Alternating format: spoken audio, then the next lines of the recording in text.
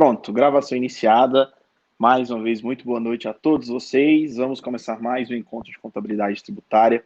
Lembrando que nos nossos últimos encontros, né, gente, a gente ficou muito focado no ICMS, que é, sem dúvida nenhuma, o principal tributo sobre circulação de mercadoria, sobre o consumo que nós temos hoje no Brasil, tá bom? E assim, como prevê a nossa ementa, a gente vai falar sobre os principais produtos que afetam o resultado de uma organização.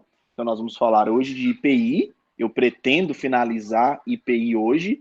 Próxima aula, nós vamos falar de PIS e COFINS, que tem diversas peculiaridades, são coisas bem chatinhas, sabe? Então, a gente vai estudar bastante sobre isso. E depois, a gente vai entrar, né, nas diferenças dos regimes tributários, tanto do Simples Nacional, que é o que vocês indiscutivelmente trabalharão com mais frequência.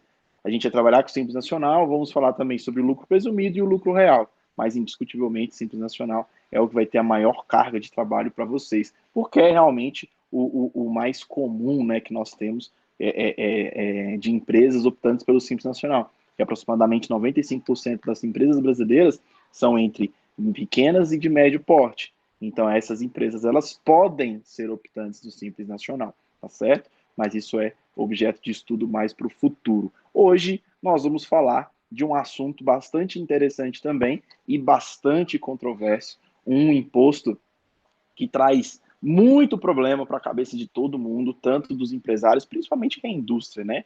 E por quem é um pouco maior. E traz muito problema também para o governo, para os litígios.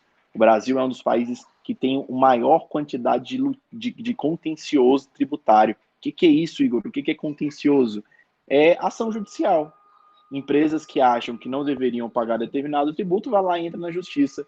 E o Brasil é o país que tem o maior contencioso judicial, o contencioso tributário do mundo, justamente porque o nosso sistema tributário é um dos mais complexos do mundo. Além da gente pagar uma carga tributária bastante excessiva, além dessa carga ser injusta, né? Porque assim como a gente já vem estudando isso, a carga tributária brasileira ela é muito injusta porque ela é em cima do consumo, né, e não em cima da renda. Basicamente porque nós somos um país pobre. Então, em virtude disso, que a gente tem uma cobrança exacerbada, né, no consumo dos brasileiros. Então, mas isso faz com que a nossa carga tributária fique um tanto quanto injusta. E vocês já sabem o porquê, né, quando a gente afirma isso.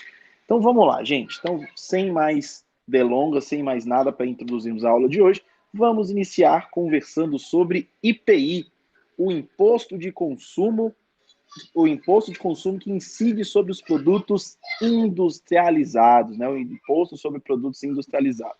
Então, de cara, a gente já pode afirmar que o IPI é apenas, deixa eu habilitar minha canetinha, para produtos industrializados, tá certo? Apenas aquilo que tem industrialização. Então, quando nós tivermos uma transação comercial, via de regra, e essa transação for comercial e essa transação for para o consumidor, via de regra, nós não teremos a incidência de IPI, tá certo? Porque o IPI, ele é cobrado, ele é recolhido, o contribuinte do IPI é aquele que faz algum tipo de industrialização. Mas a gente vai estudar mais para frente o que significa dizer isso, né? O que é industrialização.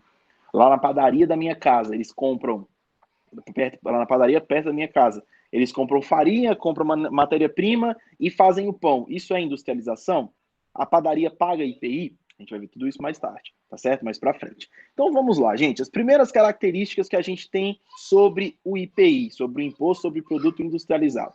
Primeira coisa, é o imposto sobre a circulação e tem característica fiscal e extrafiscal. A gente vai entrar nessa seara um pouquinho mais na frente, tá certo?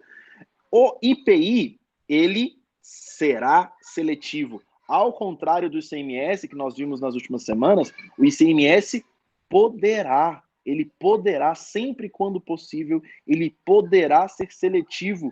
Igor, o que é a seletividade de um imposto?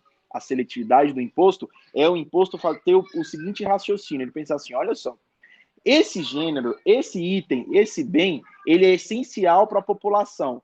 Então, por ele ser essencial à população, a carga tributária deve ser menor do que um bem supérfluo, por exemplo, do que um perfume, do que um cigarro, do que uma bebida destilada, ou algo nesse sentido, tá certo? Então, isso é a seletividade dos tributos. Então, o ICMS poderá, enquanto que o IPI, ele deverá ser seletivo. Eu trouxe alguns exemplos e a gente vai ver daqui a pouco. Vamos continuar. Ele será não cumulativo. A gente já estudou o que é isso, né? As características do ICMS quando ele é não cumulativo, compensando-se o que for devido em cada operação com o montante cobrado nas anteriores. Então, de forma introdutória, tá as principais características do IPI e a gente vai estudar com mais afinco nessa noite de hoje todas essas características, tá certo? Agora vamos lá. Primeira coisa, pessoal, quando a gente falar de contribuinte, aquilo que a gente tinha conversado uns encontros anteriores, né? Quando eu falo de contribuinte, eu tenho contribuinte de fato e o contribuinte de direito, tá certo? Para esse tipo de tributo, os tributos sobre o consumo, o contribuinte de direito, e aquele que é chamado de contribuinte, é aquele que recolhe o tributo. Aquele que recolhe o tributo. E quem que é o contribuinte de fato? Aí você vai falar, não, eu sou o bobo, o contribuinte de fato, porque eu que arco com o sacrifício financeiro para pagar esse tributo. É sobre as minhas costas que vão sobrevir, né, todos esses impostos. Sou eu que pago. Então, quando a empresa, ela só faz o recolhimento, ela é a pessoa escolhida por lei, por isso que ela é a contribuinte de direito, tá certo? Para fazer o recolhimento dos tributos. Então, todas as vezes que nós falarmos quem é o contribuinte de fato, eu estou me referindo ao contribuinte. Opa. Todas as vezes que eu falar quem é o contribuinte do IPI, eu estou me referindo a quem é o contribuinte de direito, tá bom?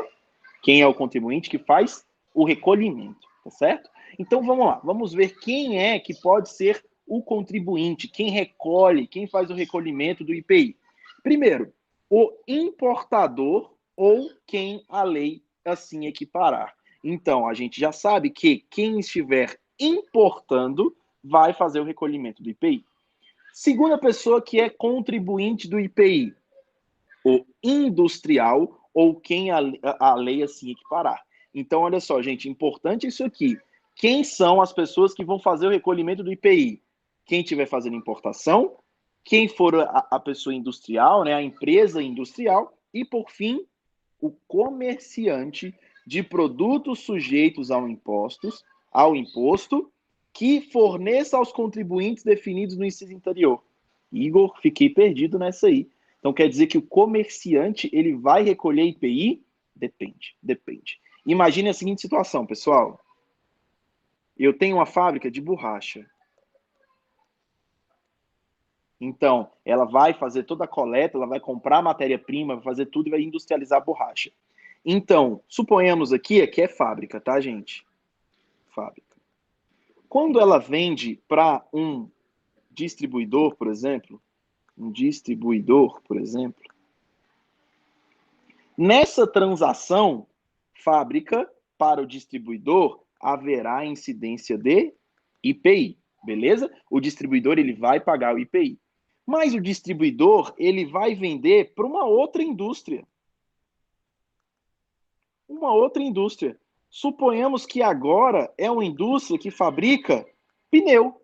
Então, olha o que está acontecendo. A indústria que fabrica borracha, ela vai repassar para o distribuidor, que por sua vez vai repassar para uma nova indústria. Então, nessa transação aqui também, eu tenho a incidência de IPI. Então, olha que interessante, pessoal, olha que interessante. Não é somente a indústria que vai fazer o recolhimento de IPI. Via de regra, é somente a indústria. Mas nesse caso específico que eu estou te dando como exemplo, vocês podem notar que o distribuidor aqui, ó, essa empresa mercantil, essa empresa comercial, ela só fez a ponte, né, de uma indústria com outra indústria. Então, por isso que eu tenho que ter a cobrança do IPI nessas duas transações. Então, apenas nesse tipo de situação que eu tenho um comércio, uma empresa comercial que compra e vende produtos sendo contribuintes do IPI, tá certo? Via de regra, quem que é o contribuinte do IPI? Você vai me responder. Via de regra, é indústria. Em alguma possibilidade, existe alguma possibilidade que um comércio, uma empresa comercial vai ser contribuinte, vai recolher IPI? Fala, sim, existe sim. E a situação é essa. Quando a empresa comercial, ela fizer apenas o meio de campo, a ponte entre uma empresa industrial e uma outra empresa industrial. Quando houver a compra de matéria, compra e venda de matéria-prima, tá certo? Porque aqui nós teremos toda a industrialização novamente, e aqui a gente vai continuar com essa carga, esse ciclo operacional, nesse ciclo comercial. Pessoal, ficou claro isso? Tudo bem?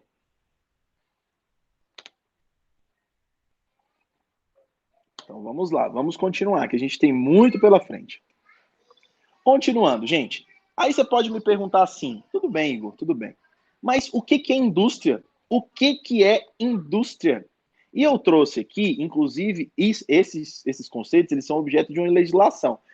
Olha só, vem comigo. O que é a industrialização? A industrialização é uma empresa, a indústria, né, é classificada, é configurada em empresas que prestam o serviço, esse tipo de serviço que está aqui: transformação, beneficiamento, deixa eu passar, depois eu volto, montagem, acondicionamento e, por fim, renovação. Então, qualquer empresa que preste algum desses 5 tipos de trabalho, alguns desses 5 tipos de serviços, ela vai ser considerada indústria, tá bom? Então, vamos passar uma por uma, vamos lá. Primeiro, o que é uma empresa que trabalha com a transformação? Operação exercida sobre produtos intermediários ou matérias-primas que importe na obtenção de uma espécie nova. Então, é a matéria-prima para um produto acabado. Esse é o tipo mais comum que a gente tem de indústria, né? Eu compro matéria-prima, eu transformo aquela matéria-prima num novo produto, num produto acabado. Então, esse é o tipo mais tradicional de indústria que nós temos. Igor, me dá um exemplo. Qualquer tipo de indústria que a gente tem. Uma indústria de sapato, indústria de roupa.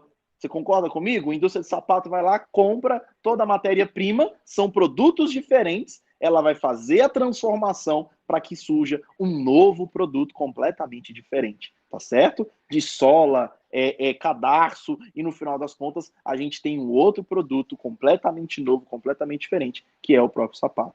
Então, via de regra, a indústria, ela trabalha com essa transformação. Mas vem comigo, vamos lá, vamos continuar. Eu tenho também o beneficiamento, o mesmo produto aperfeiçoado. Em outras palavras, o beneficiamento é a operação que importe em aperfeiçoar, modificar ou alterar a aparência, utilização, funcionamento ou acabamento do produto. Sabe o que é uma indústria de aperfeiçoamento? Suponhamos, eu tenho uma indústria que faz, que compra e moe o café, por exemplo.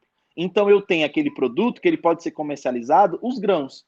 Mas eu também tenho a empresa que compra o grão, que ela vai torrar e vai transformar naquele saquinho que a gente compra nos mercados. Então esse é o tipo de um produto que ele é aperfeiçoado, tá certo? Que a gente tem um aperfeiçoamento desse produto. A gente consegue ver, o mesmo produto, é um café, é o café. Só que ao invés de ser o café em grãos, ele é moído e torrado. Ou ao contrário, né? Torrado e depois moído, tá certo? Então nós temos também a incidência de IPI, porque empresas de beneficiamento, elas também são consideradas empresas industriais à luz da legislação. Beleza? Tudo bem até aqui, gente? Posso prosseguir? Então vamos lá, vamos continuar. Montagem. Outro ramo industrial é a montagem. Operação que importe na reunião de produtos, peças ou partes que resultem em um novo produto ou unidade autônoma, ainda que sobre a mesma classificação fiscal. Então, eu tenho partes diferentes que serão classificadas num produto. Sabe onde que isso pode acontecer e acontece com certa frequência? Eu tenho, por exemplo, o assento do banco e o encosto do banco. Eu chego até a montagem, por exemplo, e isso vira um único banco, por exemplo. Então, isso também é uma classificação, um tipo de industrialização. Prosseguindo, acondicionamento, o mesmo produto, mas com nova apresentação. Nessa modalidade, esta operação que altera a apresentação do produto pela colocação de embalagem, ainda que em substituição da original, salvo quando a embalagem colocada se destine apenas ao transporte de mercadoria.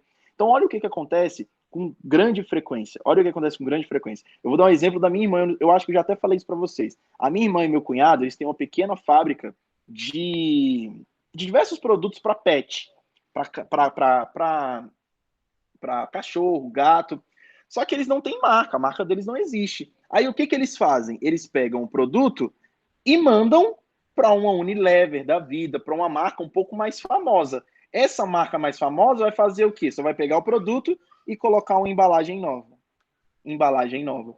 Então, esse processo, minha irmã vai lá e fabrica o produto para o pet. Só que ela, ao invés de vender para o consumidor final ou para o mercado, por exemplo, ela vende para a Unilever. E a Unilever pega aquilo e coloca uma roupa diferente, uma embalagem diferente. Então, eu tenho industrialização lá na minha irmã, na fábrica da minha irmã, e também vou ter a industrialização na fábrica da Unilever, que pega o produto e apenas coloca uma roupagem diferente, tá certo? Então, nós temos a incidência de industrialização nesses dois momentos. Tudo bem, gente? Então, vamos continuar. E, por fim, eu tenho também a renovação, o mesmo produto renovado, mas com o objetivo de comercialização a terceiros. Nesta categoria, essa operação é exercida sobre o produto usado ou parte remanescente desse produto, deteriorado ou inutilizado, que remova ou restaure o produto para utilização. Então, eu tenho o produto e eu vou ter o produto restaurado. Sabe onde isso acontece com muita frequência? No segmento automotivo. Você vai lá e troca o pneu do seu carro. Geralmente, na loja que você trocou o pneu, eles já ficam com o pneu velho. Aí eles pegam esse pneu, eles vão vender esse pneu para uma empresa de recauchutagem. O que é isso, Igor? Eles vão fazer aquele pneu velho virar um pneu usável novamente, que você conseguirá utilizá-lo novamente. E ele vai ser comercializado novamente. Então, olha só, eu tenho uma empresa que vai comprar o pneu velho, vai recauchutar ele, vai fazer com que ele fique novo novamente. É claro que o processo ele é inferior a um pneu novo. Então, a vida útil dele, as questões relativas à segurança são completamente diferentes. Mas, no final das contas, eu tenho um pneu relativamente novo. E ele vai ser comercializado novamente. Então, quando essa empresa compra esse pneu, vai fazer a industrialização e ela vende para o comércio novamente, aqui eu vou ter a incidência de IPI, porque essa empresa ela é considerada uma empresa industrial, tá certo? Então, com isso, a gente já consegue ter uma visão um pouco mais genérica do que é uma indústria. O que uma indústria faz, não é mesmo? A gente já consegue enxergar indústria com um olho diferente, com um olhar diferente. Mas eu mostrei para vocês o que é uma indústria, o que é classificado pela legislação como indústria e o que tem cara de indústria, mas não é indústria. Vem comigo, olha só o que a legislação diz, que não é considerado industrialização. A confecção ou preparo de produto de artesanato. Você vai lá, quando as minhas filhas, a minha esposa estava grávida das minhas filhas, minha esposa tinha mania de ir em feirinha de não sei o quê, de ir lá na torre para comprar alguma coisa, e esse tipo de produto, olha só que interessante, né? Eu tenho uma industrialização, eu tenho uma transformação. As pessoas compram matéria-prima e transformam num produto completamente novo. Mas a legislação optou que preparo de produto de artesanato não é considerado industrialização. E o que isso muda, Igor? O que isso muda é que se essa pessoa ela for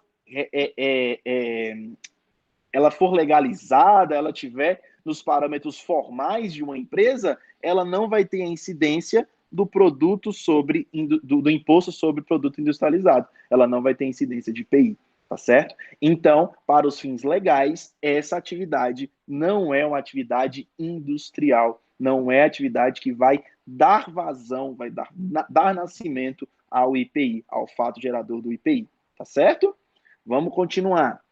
O preparo de produtos alimentares na residência do preparador ou em restaurantes, bares, sorveterias, confeitarias, padarias, quitandas e semelhantes, desde que os produtos se destinem à venda direta ao consumidor. Então, a padaria que tem aí perto da sua casa, que ela industrializa tudo. Ela tem lá o seu forno, ela tem todo o maquinário para industrializar, para transformar farinha em pão, para fazer pão de queijo, para fazer todas essas coisas, porque para você ter uma ideia, olha só, gente, se eu estiver falando, olha que interessante isso, se eu estiver falando de uma empresa e o Brasil tem muito disso, o Brasil exporta muita laranja.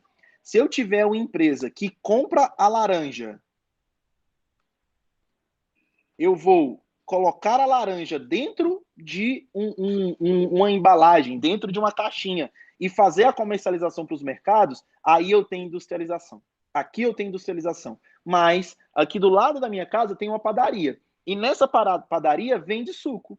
Vai lá, eles espremem o suco da laranja. O que eles fazem? Eles pegam a laranja, eles espremem e vendem numa caixinha como se fosse um produto industrializado de uma empresa, de uma indústria mesmo. Mas essa transação, padaria, que comprou a laranja, espremeu a laranja, colocou dentro de um frasco e me vendeu, não existe incidência de IPI, tá certo? Por quê? Porque a legislação quis que assim acontecesse, tá bom? Ficou claro isso? Então, padaria, restaurante, quitanda, doceria, esse tipo de estabelecimento não é uma atividade industrial no que diz respeito à incidência do IPI. E isso faz com que a vida dessas pessoas fique um tanto quanto mais fácil, né, gente? Porque imagina só, o IPI, a gente vai ver mais na frente como que funciona. Mas olha só, basicamente é o seguinte que acontece. Minha irmã, ela tem a empresa dela lá. Quando a minha irmã é do Simples Nacional, mas se ela não fosse, olha a bagunça que ia acontecer. Ela tem o ICMS, que é do estado de São Paulo. Então, ela vai fazer uma guia de recolhimento do ICMS. Ela vai ter que pagar um boleto de ICMS por mês. Aí, ela vai também fazer uma guia de pagamento do IPI para a União, lá no site da Receita Federal. Mais um outro boleto de um outro imposto. Ela vai ter que pagar também o boleto do PIS, o boleto do COFINS. Então, olha o tanto de boleto que ela tem que pagar só para o pagamento de impostos. Tá certo? Então, quando eu tenho essas atividades aqui sendo desconsideradas como industrial, eu tenho uma agilidade, um favorecimento para elas gigantesco, o que torna essas atividades um pouco mais atrativas. Tá bom? Tudo bem? Então, vamos continuar. Confecção de vestuário por encomenda direta do consumidor ou usuário, em oficina ou na residência do confeccionador. Então, quando eu tenho uma franquia de roupas, uma franquia de roupas tipo C&A, Coach, M-Office, essas franquias, quando eu tenho a aquisição da matéria-prima e eu tenho a transformação em uma roupa e vou destiná-las para as lojas, aí eu tenho industrialização, eu tenho incidência de IPI. Agora, se você for lá na Faybox e solicitar para uma empresa que vai emitir nota fiscal para você, faz um vestido para mim, faz uma camisa, faz um terno para mim, lá numa costureira, numa alfaiate, essa transação, essa transformação de tecido naquilo que você quer, não haverá incidência de IPI, porque essa pessoa ela foi desconsiderada como um ramo industrial. Ela só vai ter incidência de ICMS, ICMS, PIS e COFINS. Tá bom? Vamos continuar. Manipulação em farmácia para venda direta ao consumidor de medicamentos oficinais e magistrais mediante receita médica. Então, essas farmácias de manipulação também não tem incidência de IPI. Se você for lá comprar uma Novalgina aqui na Drogasil, na Rosário, ou alguma farmácia assim, no momento em que o laboratório vendeu para a Drogasil, houve incidência de IPI. Agora, se você for na farmácia de manipulação e você comprar esse produto que vai ser industrializado lá na hora, não haverá incidência de IPI. Também não será considerado um ramo industrial. Tá bom?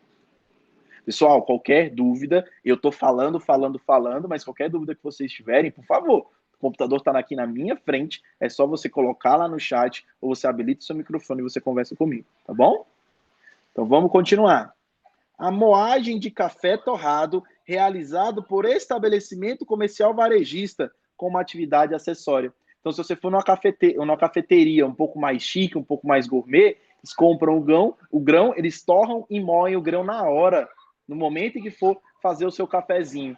Então, essa transformação, por mais que ela tenha cara de um beneficiamento, igual a gente viu no exemplo anterior, ela não será um ramo industrial. Ela não será um ramo industrial, ela será um segmento comercial. Então, Igor, mas se o café do sítio fizer a mesma transação e vender lá para o Atacadão Extra, para o Carrefour, para o Extra, vai haver a incidência de IPI? Nesse caso, sim. Não haverá quando? Quando eu estou falando daquela cafeteria pequena que faz a comercialização daqueles cafezinhos, tá certo? Por mais que haja uma transformação, um beneficiamento do produto, nós não teremos esse tipo de segmento como um segmento industrial, tá bom? E, por fim, montagem de óculos mediante uma receita médica. Então, as óticas que nós temos aqui em Brasília, por exemplo, elas não são atividades industriais. Por mais que elas vão transformar um produto, elas vão fazer a sua lente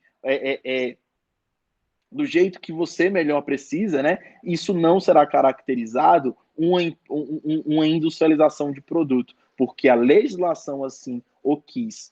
Igor, isso é importante eu saber? Sim. Sabe por que é importante você saber? Porque é o seguinte, porque existem alguns impostos que o imposto ele é por homologação. Existem impostos que ele é por homologação e existem impostos que é de ofício. Igor, por que isso é importante para mim? Porque os impostos por homologação, quem faz o recolhimento, quem lojas têm confecção própria, paga IPI. Lívia, que tipo de loja você está falando? Que tipo de loja que você está falando? Só deixa um pouco mais claro para mim. Loja de roupa? Então, depende. Se for se for para o consumidor final, aí não vai ter incidência de IPI. Não vai ter incidência de IPI. Agora, se for uma loja de roupas que tem confecção própria e já faz a comercialização para uma outra loja, aí eu tenho incidência de IPI. Mas se for para o consumidor direto, tá certo? Direto do consumidor, aí eu não tenho a incidência de IPI, tá bom? Então, voltando ao que eu estava dizendo. Desculpa, gente. Então, voltando ao que eu estava dizendo.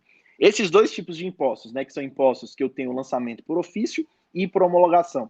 Não existe a menor possibilidade de eu, Igor, pagar IPVA errado. Não existe a menor possibilidade de eu, Igor, pagar o IPTU errado. Não existe. Sabe por quê? Porque o governo, todo ano, ele vai lá e manda o boleto para minha casa para eu pagar. Agora, ICMS, agora IPI, agora PIS e COFINS, quem é que emite o boleto? Eu emito o boleto. Então, eu posso fazer o registro errado. Eu posso achar que aquele produto ele incide IPI e, na verdade, ele não incide. E você realmente acha que vai chegar um fiscal lá da Receita Federal, lá na sua empresa, e falar: ô, querido, você está pagando IPI há 12 meses, você não precisa pagar IPI. Ô, amado, você está pagando ICMS errado, toma aqui de volta o seu dinheiro. Você acha que isso vai acontecer? Nunca. Isso nunca vai acontecer. É um caminho inverso. Um contador tributarista, ele vai entrar com um processo administrativo lá na Receita Federal ou lá na Secretaria de Fazenda do DF, porque depende do tipo de tributo. Se for ICMS, entra aqui na Secretaria de Fazenda do DF, Secretaria de Economia, me perdoe.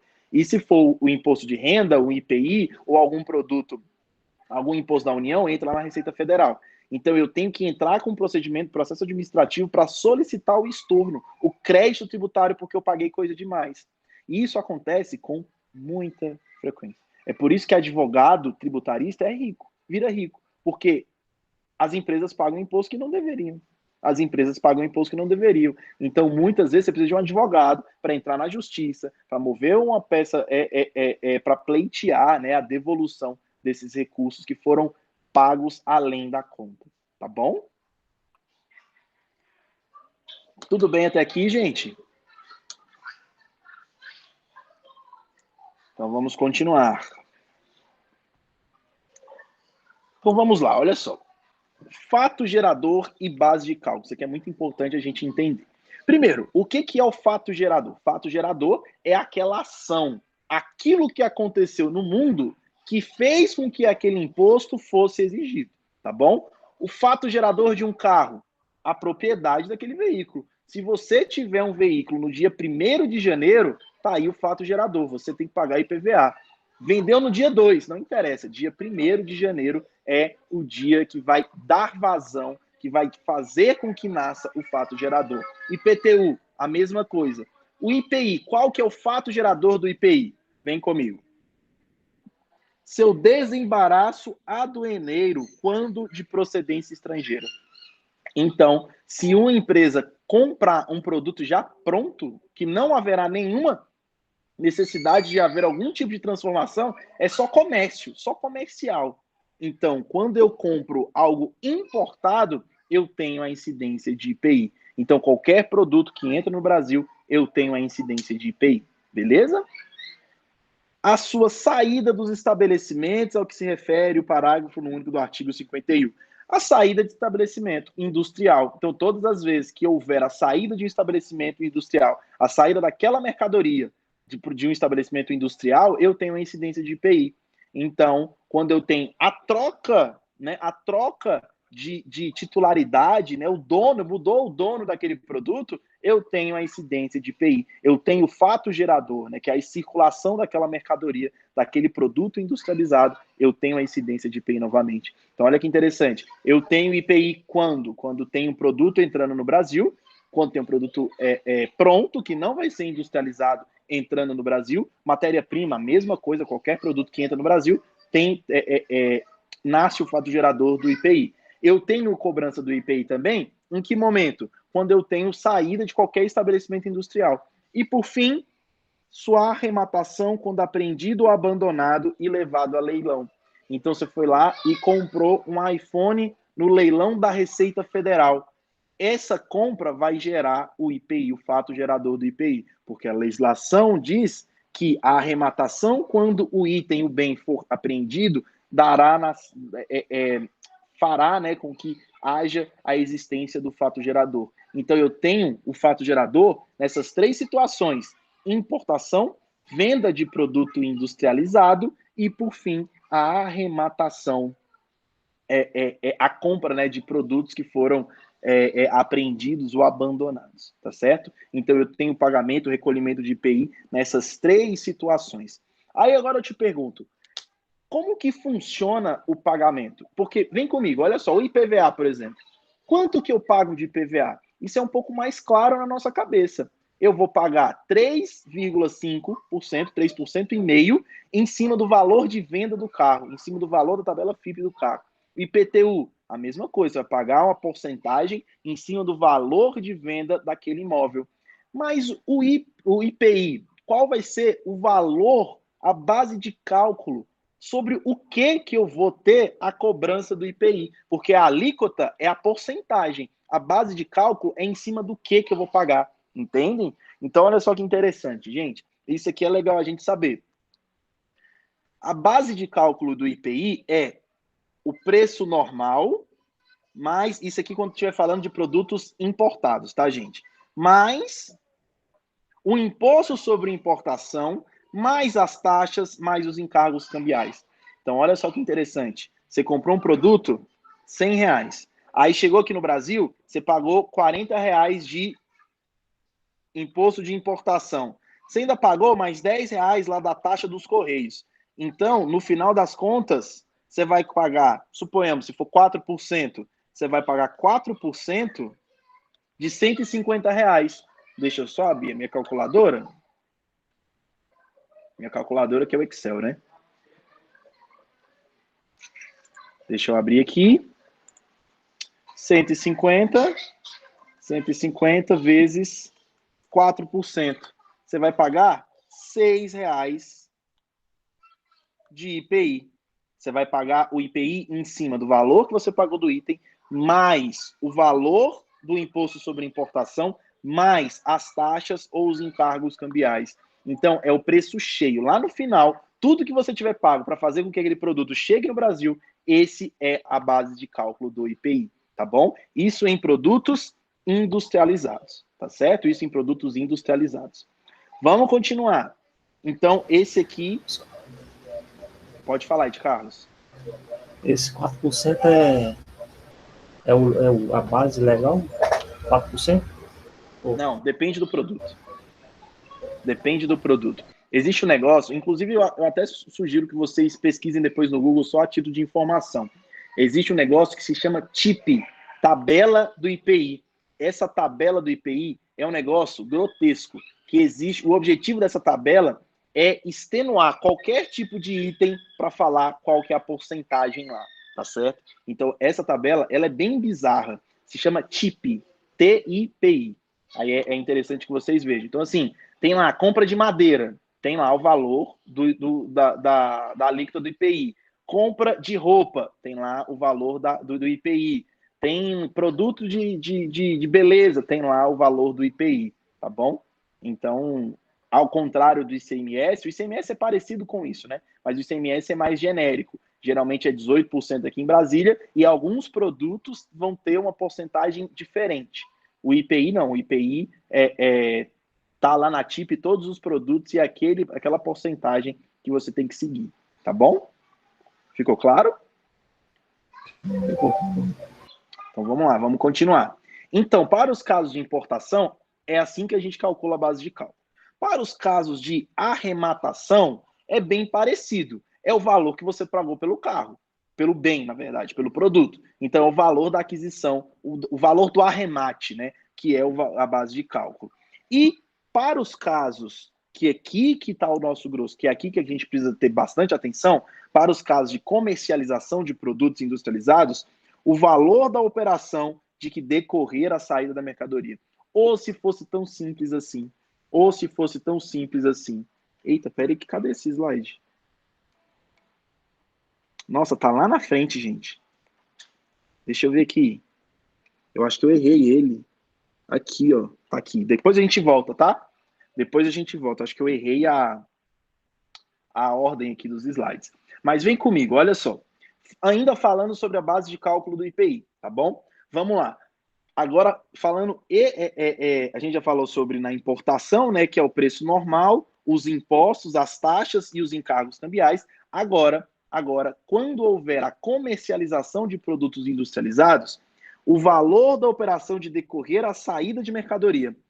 Aí, na falta do valor que se refere à linha anterior, o preço corrente da mercadoria ou assimilar no mercado atacadista na praça do remetente. Então, se porventura o preço da mercadoria ele for um preço que não foi elucidado na nota fiscal, por exemplo, qual vai ser o valor? Eu já vi isso acontecendo em produtos importados. O cara vai lá, abre o Mercado Livre e fala, foi esse valor aqui e pronto, o seu IPI vai ser esse valor. Então é ele que vai olhar de acordo com o preço corrente da mercadoria ou similar no mercado atacadista.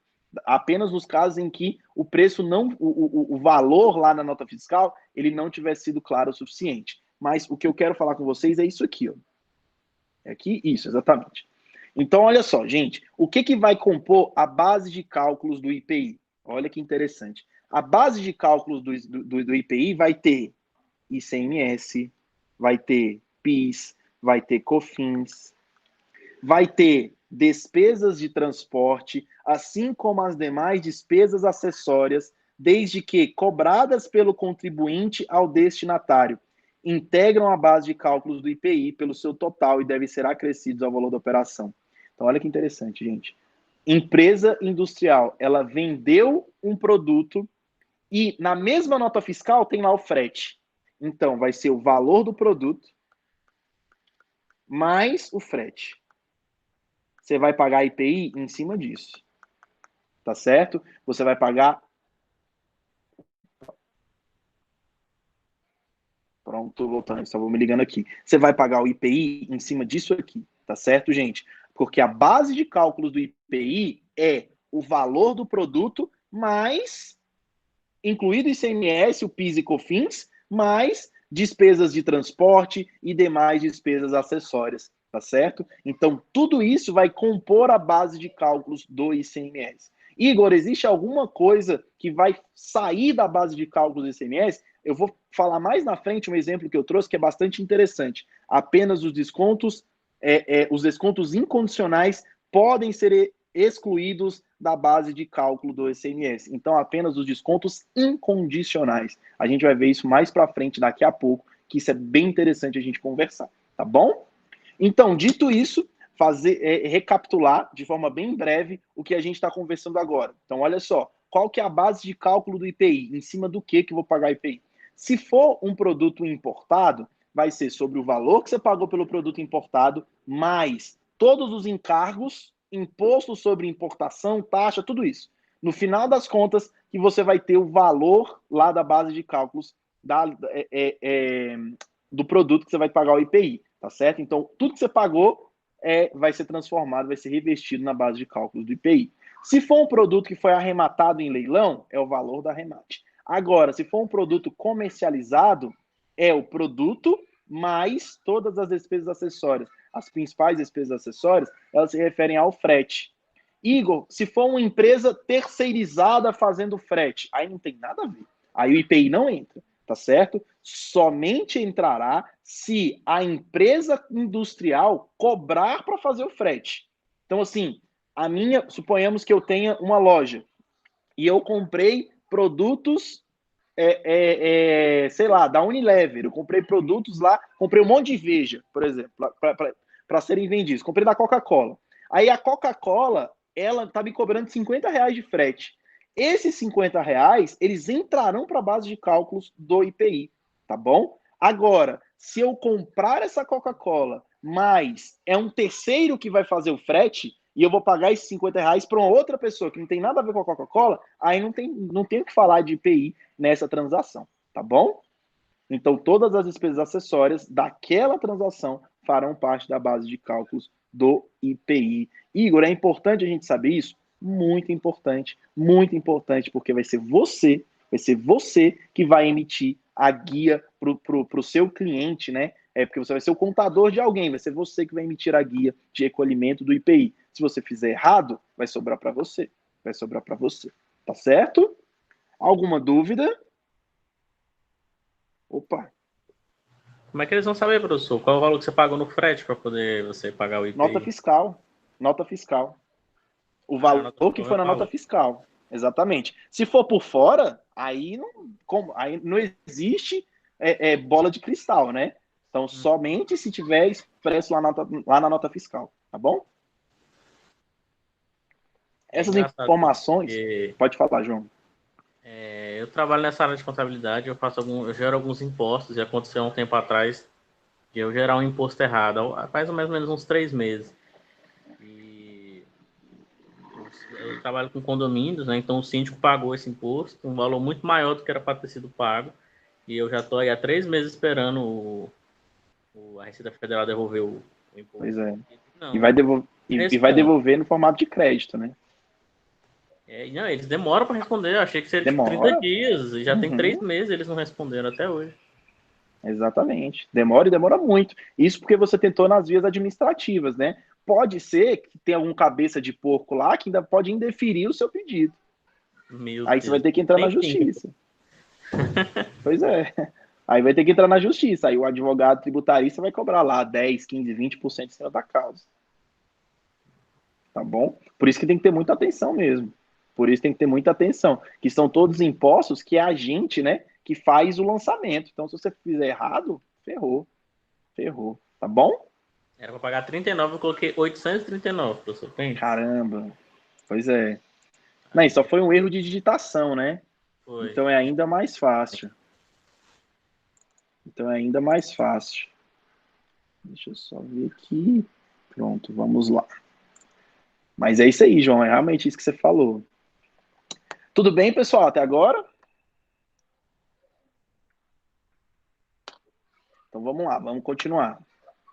Valeu, Lívia, obrigado. Bom, uma outra característica do IPI é a característica do IPI ele ser um imposto fiscal e também ser um imposto extra-fiscal. Um imposto extra-fiscal. Quem pode me ajudar na diferença? O que é um imposto extra-fiscal, gente? Quem me ajuda nessa? O que significa dizer que o imposto é um imposto extra-fiscal? Alguém? Nunca ouvi falar, você extrafiscal. Exatamente.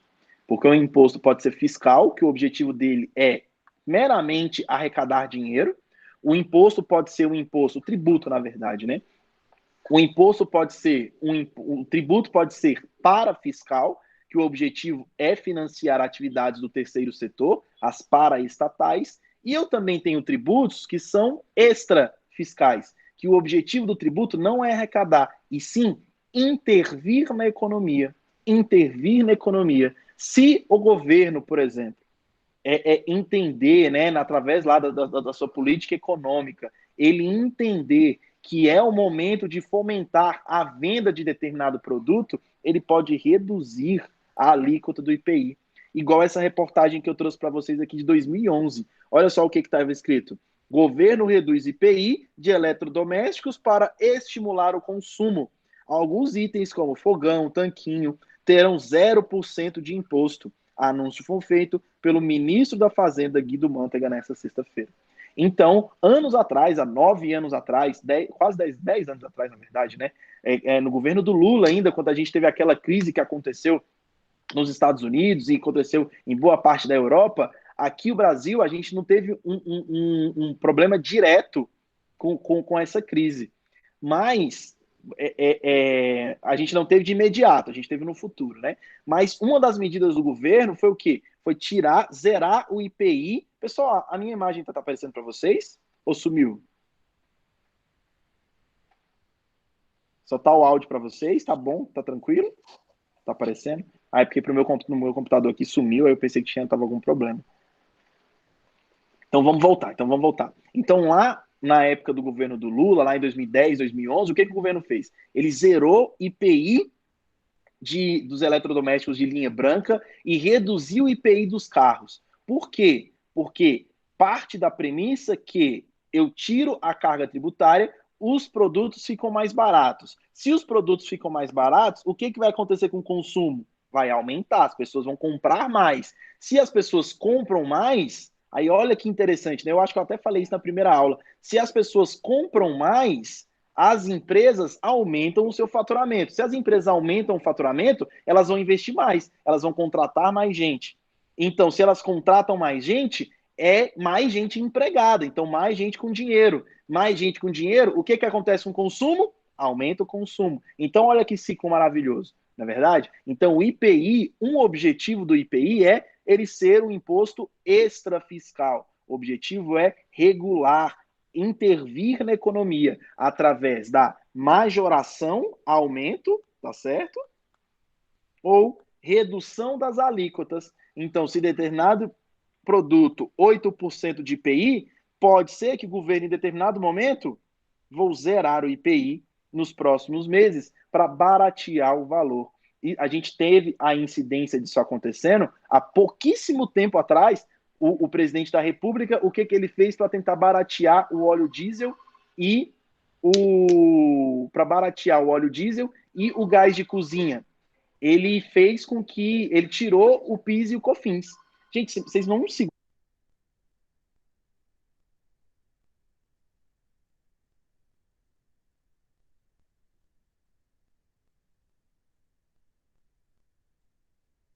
Pessoal, um minutinho só.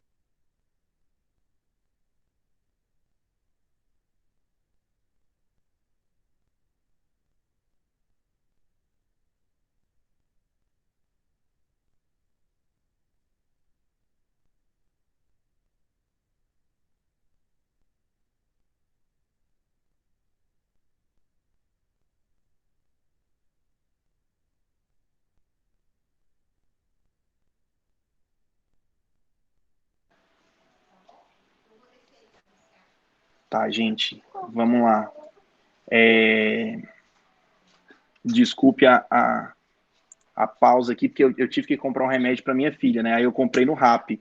Aí o Rappi, quando ele faz a entrega, ele manda um código pro meu telefone, pro meu WhatsApp. E esse código eu tenho que passar pro entregador. Aí o entregador deixou aqui as coisas e agora estava desesperado atrás do código, porque ele só recebe o valor da entrega se eu entregar o código.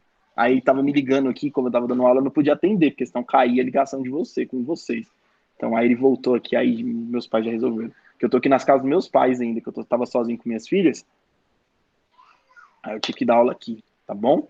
Mas vamos lá, gente, então vamos voltar. Mundo, né, professor? Tá diferente, tá em um lugar diferente hoje. Pois é, eu tô aqui na sala dos meus pais, para as meninas derem um pouquinho mais de sossego, porque eu não consigo dar aula sozinho com elas, tanto a mais velha quanto a mais nova, elas não me deixam em paz e começam a bagunçar e quebrar tudo, então dar aula com elas não rola, não dá certo. Então minha esposa tá trabalhando, aí não tem como, aí eu peço um apoio aqui dos meus pais, às vezes das minhas sogras, então graças a Deus eu tenho essa facilidade, tá bom?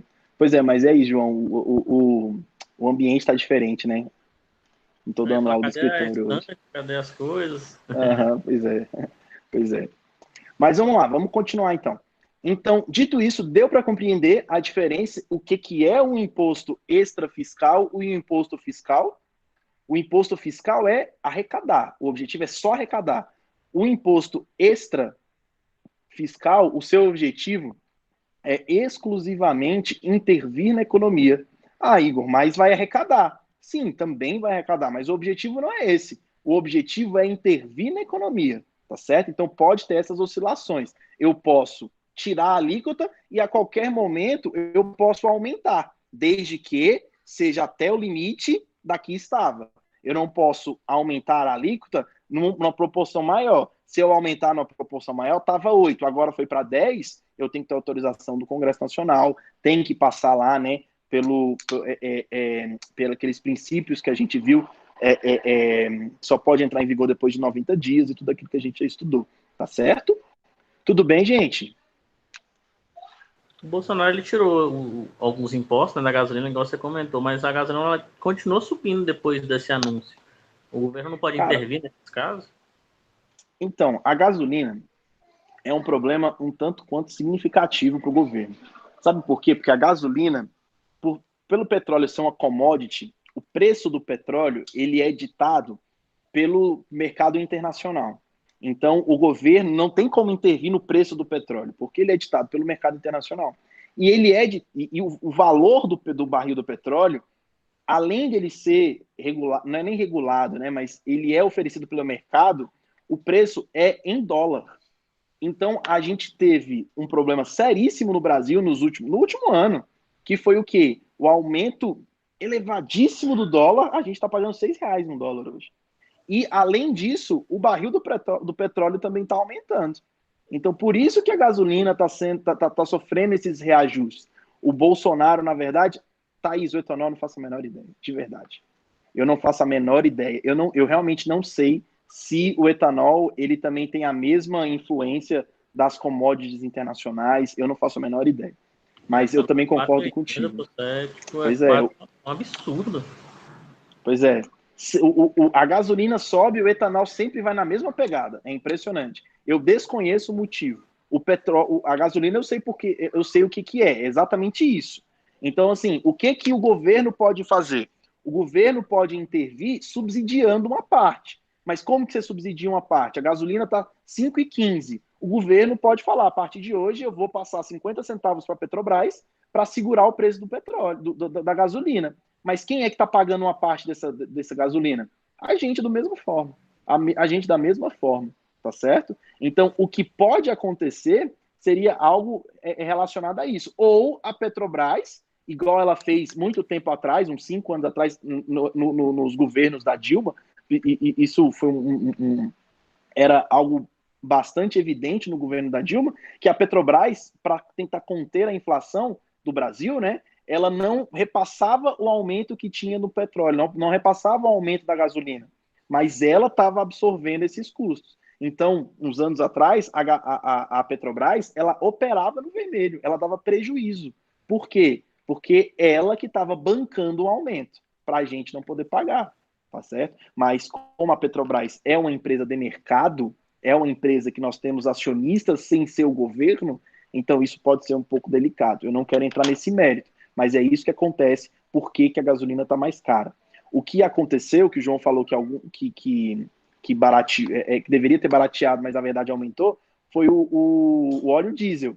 O óleo diesel, o governo foi lá e cortou os impostos. Mas o governo cortou os impostos, o governo federal cortou os impostos e alguns governos estaduais aumentaram o ICMS. Então, meio que compensou, né? Então, meio que compensou. Porque o governo federal, ele não pode interferir no ICMS, porque o ICMS é um imposto do Estado. Tá bom? Tudo bem? Valeu, professor. Imagina, imagina.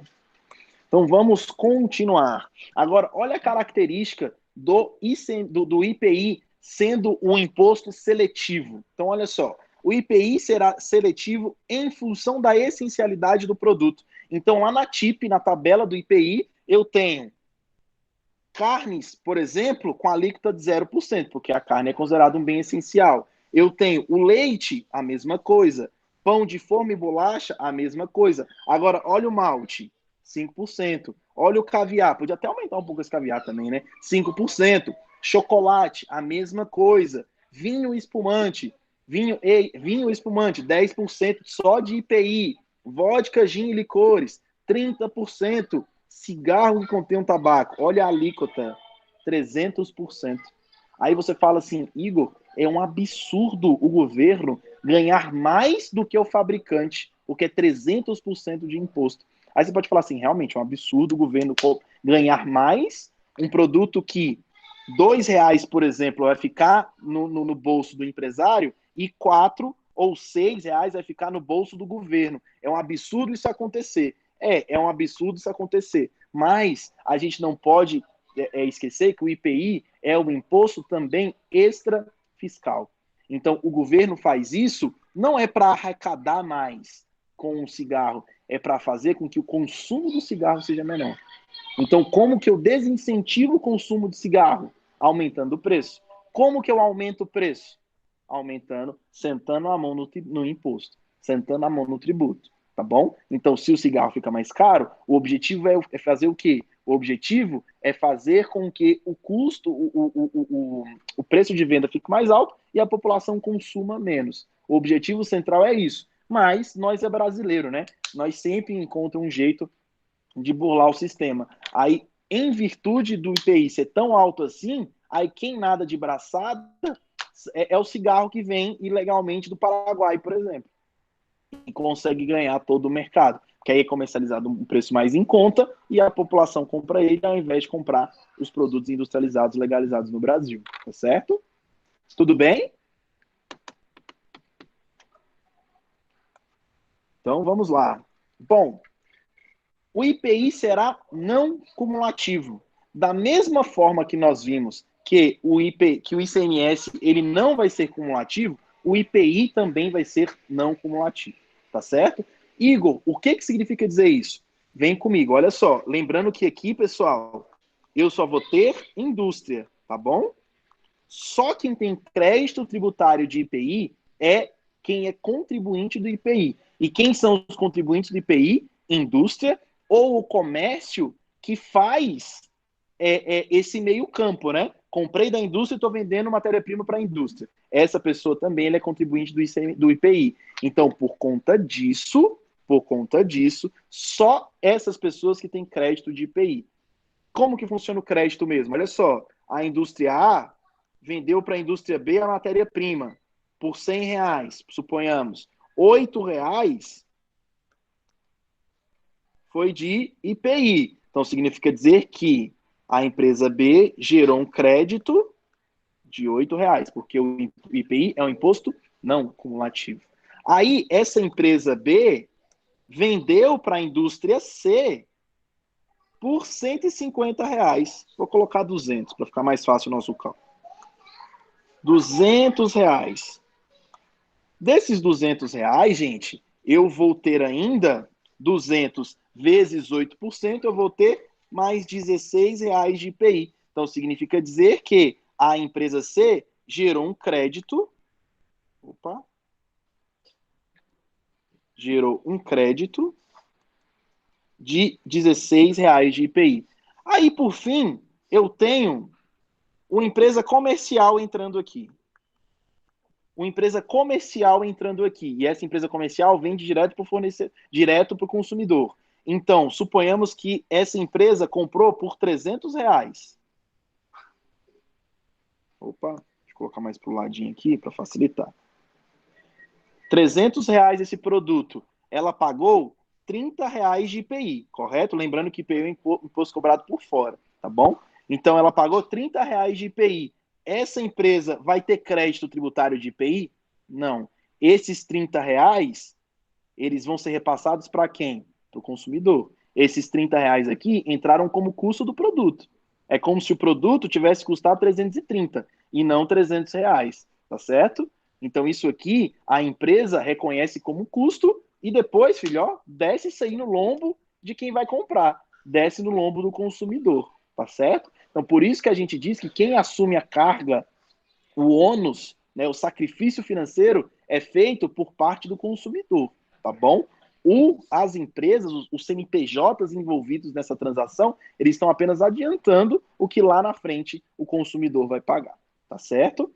Ficou claro, mais uma vez, o que é essa característica na não cumulatividade do imposto? O IPI também é não cumulativo. A única diferença é que no ICMS, enquanto tiver venda, tem bambu, tem flecha. Enquanto tiver venda, tem crédito tributário de ICMS. Agora, o IPI só gera crédito tributário para quem é contribuinte, só para a indústria. O comércio aqui, ó, não tem crédito tributário de IPI. Tanto é que quando o comércio vende essa mercadoria para o seu consumidor, vai estar lá na nota fiscal, IPI zerado. Não existe IPI nessa transação, só vai existir o ICMS. Alguma dúvida em relação a isso, pessoal? Ficou claro? Tranquilo, professor. Valeu, Anderson. Obrigado. Então vamos prosseguir. Essa questão da base de cálculo a gente já trabalhou, né? Agora, olha só, exemplo, que é o mesmo exemplo, basicamente, só os números são diferentes. O mesmo exemplo lá da lista de exercícios de vocês de hoje, que vocês vão ter que entregar até semana que vem. Uma empresa importou madeira, matéria-prima do valor de R$1.500. E esses foram os gastos. Taxa alfandegária, imposto sobre importação e o IPI sobre a madeira de 5%. Vos pergunto agora, e por favor, eu queria que vocês participassem agora, tá bom, gente? Quanto que efetivamente será pago de IPI? Quanto que efetivamente será pago de IPI? Façam aí na casa de vocês, eu vou fazer aqui. R$1.500 de produto, mais o imposto sobre importação,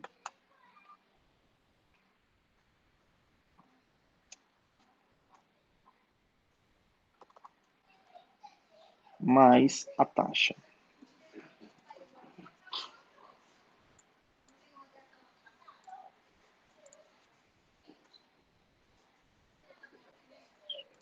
Já estou terminando de fazer aqui, hein, gente?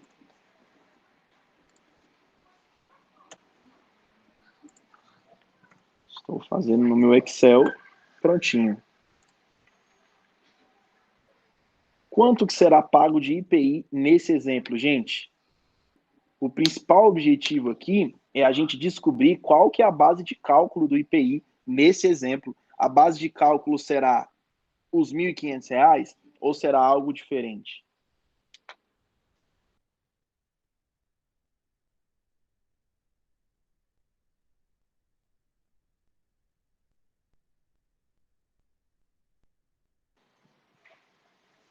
Um minutinho para vocês fazerem, tá? Vamos que a gente já está acabando para a gente finalmente sextar, né, gente?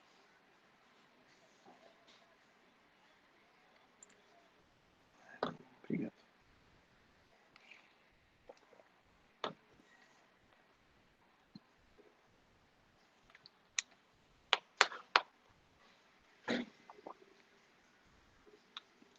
Só para recapitular. 1.632,80 a base, professor? Como é que é, Lucas? João, fala de novo. A base de cálculo do IPI vai ser 1.632,80. Você calculou o imposto sobre a importação junto com a taxa alfandegária, né? Foi. Uhum. Então a taxa alfandegária é só sobre os 1.500. Isso. O imposto sobre importação importação. Só sobre os 1.500, né? Exato. Aliás, não. Você está certo. A taxa alfandegária e todo o desembaraço aduaneiro também vão fazer parte da base de cálculos do imposto sobre importação. Então você está certo. Então os 4% vai ser em cima de 1.570. Deu 1.632, deu 80 e pouquinho de IPI, mais ou menos. Se não me engano. Deixa eu ver. 81,60. Tem 1,64. Isso. Então, olha só o que o João fez, gente. Ele pegou, primeiro, vamos descobrir o valor sobre o imposto sobre a importação. 1.500 mais R$ 70, R$ 1.570 vezes 0,04 ou 4%, né? Quanto que deu, João? 1.632,80. 1.632,80. Eis a base de cálculos do IPI. Então, essa é a base de cálculos, essa é a alíquota. Então, 5% vezes 1.632,80 vai dar quanto, João, por favor? 81,64. 81,64. Exatamente. Então, se for uma empresa comercial, se for uma empresa, quem é que vai emitir isso aqui, gente? É vocês. É o contador da empresa que vai fazer isso aqui, tá bom? Agora vamos lá. A companhia Roma vendeu no início de novembro de 2015.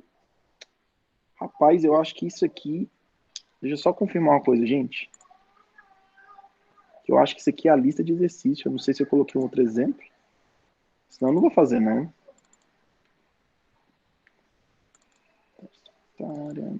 Atividade 5. Deixa eu abrir aqui a lista de exercício de hoje.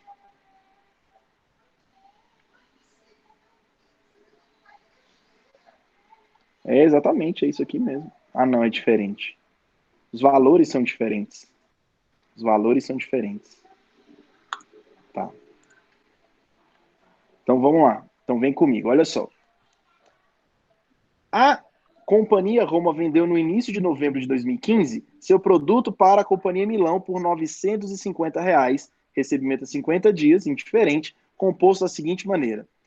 Produto R$ 950, R$ 50 de frete, mais R$ 100 de desconto incondicional e mais R$ 75 de desconto condicional.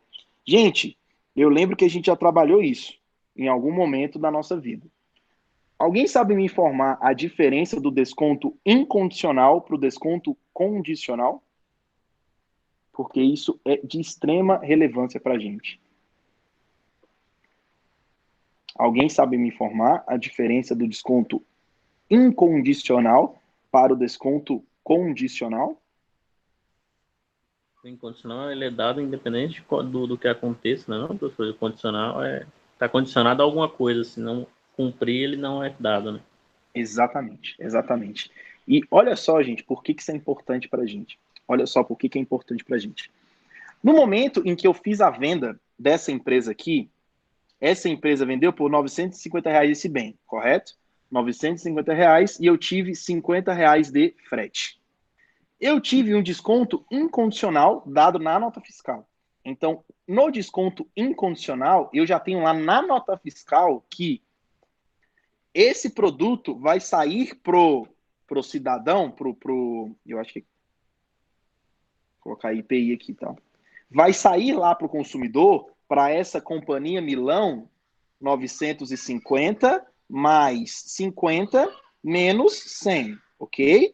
Então, a nota fiscal é no valor de R$ 900. Mas olha só o que ainda acontece. Eu estou dando um desconto condicional. Eu estou falando o seguinte, fulano, se o pagamento for feito em 15 dias, porque o recebimento vai ser em 50, ok? Se o pagamento for feito em até 15 dias, eu vou te dar um desconto a mais de R$ 75. Então, qual vai ser o valor que você vai pagar? Você vai pagar R$ 825, tá bom? Mas olha onde entra o X da questão, pessoal. Aqui onde entra o X da questão. Toda a carga tributária será em cima de R$ 900 e não em cima de 825. Poxa, Igor, que sacanagem. A receita da empresa foi 825, mas eu vou pagar imposto em cima de R$ 900. Exatamente isso. Exatamente isso que eu estou falando. Então, o desconto incondicional é aquele desconto que ele nem precisava estar na nota fiscal. Ele nem precisava, mas ele está. Esse desconto, ele não faz parte da base de cálculo do IPI. Então, eu vou tirar esse valor. Igual aqui, o produto era 950 mais R$ 50 de frete. Então, R$ 1.000. Só que eu estou te dando um desconto incondicionado, porque eu quero te dar esse desconto. Então, a base de cálculo vai ser R$ 900. Agora, eu estou te dando um desconto se você me pagar antecipado. Se você pagar antecipado, eu vou te dar um desconto de R$ 75. Esses R$ 75 aqui, ó, eu não vou tirar da base de cálculo do IPI, tá bom? Eu não vou tirar da base de cálculo do IPI. Esse tributo aqui, ó, o IPI vai com... Então, assim, no final das contas, você está pagando IPI em cima do desconto que você deu. Em cima do desconto que você deu. Então, basicamente é isso, tá bom? Então, olha só, vem comigo. De novo, né? Eu vou só colocar uma guia em branco, só para a gente recapitular, né? Então, é R$ 950 de produto, mais R$ 50 de frete, aí R$ 100 de desconto incondicional e R$ 75 de desconto condicional. Beleza? Então, esses R$ 75 eu vou me ferrar. E tem outra coisa, tá, gente? Eu tenho 18% de ICMS. Agora, eu vou dar um bizu para vocês, principalmente em relação a provas de concurso, a provas lá do exame de proficiência do CFC. O ICMS vai depender muito da interpretação da questão. Por quê? Porque o ICMS é um imposto cobrado por dentro. Então, significa dizer que dentro dos R$ 950 já tem o ICMS. O que eu estou querendo dizer é o seguinte: tenha em mente, tente interpretar a questão. Se a questão estiver, né, de forma bem escondida, um peguinha, querendo falar para vocês que além de R$ 950 ainda tem o ICMS, sabe? Aí você tem que fazer o cálculo por fora, tá bom? Mas, via de regra, o que acontece? O ICMS, PIS e o COFINS são impostos cobrados por dentro. Então, o valor da nota fiscal está lá R$ 950. Dentro desses R$ 950 já tem o ICMS. Já tem o ICMS de 18%, tá certo? Então, só dá esse bizu para vocês. Nesse caso aqui, o que eu estou falando? Que a nota fiscal já está no valor de R$ 950. Então, pelo fato da nota fiscal estar no valor de R$ 950, o ICMS já está aqui dentro também, tá certo? Deixa eu só fazer as contas para ver quanto que eu tenho de ICMS. Não vou nem fazer não, porque para a gente isso aqui é indiferente. Mas o que eu sei que o ICMS já está aqui dentro, tá bom? ICMS, PIS e COFINS são impostos por dentro, já está dentro do preço do produto. Agora, o IPI é um imposto cobrado por fora. Então, a base de cálculo do IPI vai ser por fora da nota fiscal ainda. Vai estar lá destacado lá na nota fiscal, né, gente? Mas olha só, o valor do produto, R$ 950, mais o valor do IPI. Quanto que eu tenho de IPI aqui? 4%. Então, olha só, vem comigo mais uma vez. R$ 950 de produto. Quando eu falo esse produto, o ICMS já está aqui dentro. Uma parte desse valor, o ICMS já está aqui dentro. Beleza? Eu vou ter R$ 50 de frete, que faz parte da base de cálculo do IPI. Eu vou ter um desconto incondicional. Esse desconto ele é dado no momento da emissão da nota fiscal. Então, esse desconto eu vou retirar da base de cálculo do IPI. E, por fim, eu ainda tenho um desconto condicional de R$ 75, porque o cara pagou mais cedo.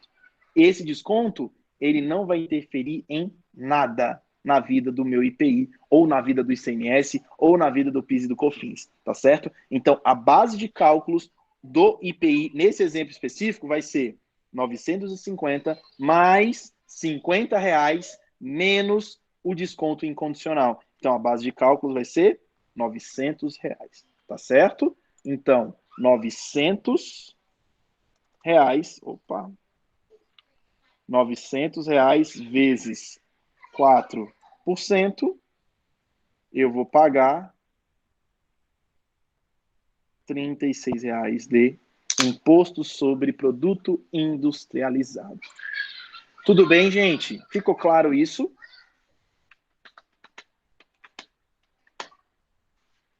Então, tá bom. Então agora a gente conseguiu concluir todos os principais pontos que a gente tem sobre o imposto sobre o produto industrializado. Então, olha só, a gente gastou algumas aulas para falar sobre ICMS, a gente gastou um encontro para falar sobre IPI.